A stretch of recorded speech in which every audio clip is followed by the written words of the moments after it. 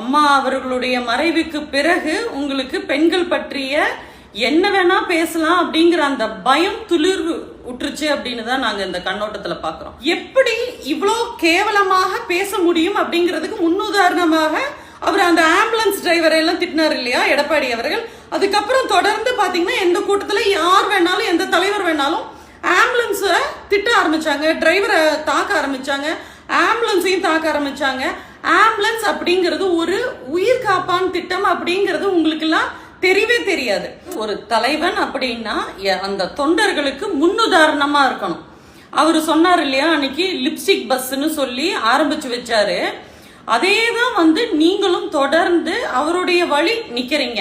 நீங்க இப்ப எவ்வளவு இழிபிறவியாக கீழ்த்தரமாக நடந்துகிட்டீங்க அப்படின்னு பாத்தீங்கன்னா இதை விட மோசமா ஒரு மூளை இல்லாத பெரும் பெரும் பதவிகள்ல இருந்த ஒரு முட்டாள் மிஸ்டர் சி.வி. சண்முகம் தான் அப்படிங்கறத ஆணித்தரமா உறுதியா சொல்லலாம். தற்குறி கூட்டங்களுக்கு இதெல்லாம் உங்களுக்கு புரியாது. இவங்க ஓட்டு வாங்கணும், ஜெயிக்கணும், பணம் சம்பாதிக்கணும், அந்த வீட்டுல சொகுசா இருக்கணும், அது அந்த சொத்தை காப்பாத்திக்கிறதுக்காக அடிமைகளாக இருக்கலாம் அப்படிங்கிறது இந்த 5 அறிவு அடிமைகள் தொடர்ந்து இவங்க இப்படியே தான் இருப்பாங்க.